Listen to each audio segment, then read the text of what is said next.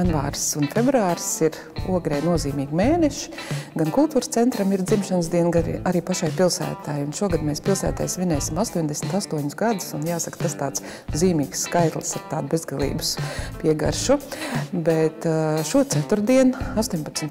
februārī, muzikas skolā notiks svinīgs koncerts ar mūsu pašu mūziķu piedalīšanos, ar mūsu profesionāļiem mūziķiem, kas ir šobrīd ogrēnieši. Tas ir Mārtiņš Circens un Raimonds Melderis. Mārtiņš Circens spēlēs oboju un Raimonds Melderis violi. Un tātad mums būs tāds svinīgs koncerts, kur mēs arī godināsim Ogres pilsoņus un arī atklāsim lielo flīģeli Estonija.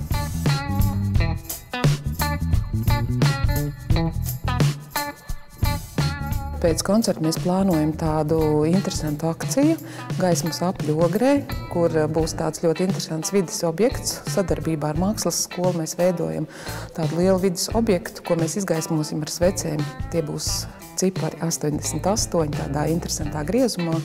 Un tātad mēs aicinam arī iedzīvotājus piedalīties un ar savām gaišām domām un ar gaismu un nest savus sveces un papildināt tātad šo vides objektu un vēlēt mūsu pilsētai daudz laimes.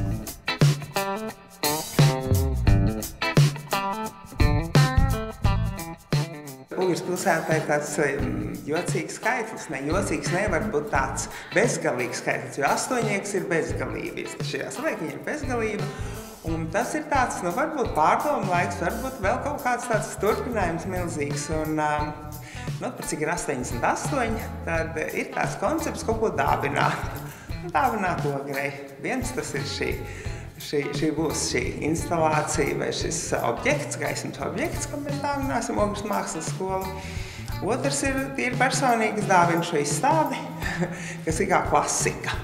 Bet tas 8, tas noteikti ir tāds, kas tomēr rosina domāt un ir tā iespēja, kur lidot tomēr.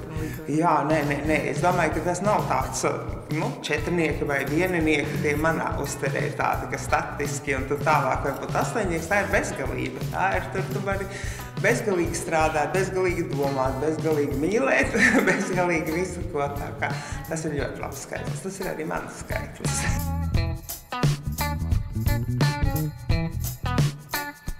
Ejot uz šo objektu, mēs arī izvietosim gaismas tādus nelielus objektus šeit pat Brīvības ielā, un mēs sadarbojamies ar mūsu pašu kultūras iestādēm. Tas ir gan muzejs, gan mākslas skola, gan arī mūsu tāda ļoti radoša kafejnīca Pūras Beķerei. Tātad visur pie šīm iestādēm būs izvietot arī gaismas objekti. Nestāstīšu kādi, lai tas ir interesants. Un sadarbībā ar muzeju tātad viņi arī visu vakaru un nakti projicēs uz savas muzeja fasādes tādus vēsturiskus mirkļus, kā ir veidojusies mūsu pilsēta.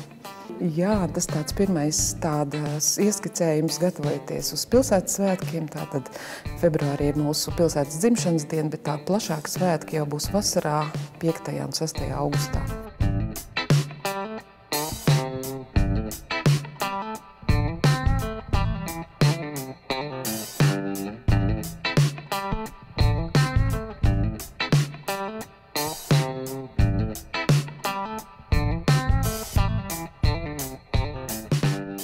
Pieaicināja Marinu Veilandi, tēlnieci, ļoti labi tēlnieci, viņi kokā strādā. Un mēs abas divas veidojām sievišķīgu, varbūt tādu, bet es domāju, sievišķīga izstāde, bet diezgan, nav viņa varbūt tik sievišķīga, viņa ir diezgan tāda nopietna. Tāpēc es domāju, ka šai izstādē varētu dot vārdu klasika, jo tā ir tikai tāds klasisks vērtības, klasisks, stabils vērtības.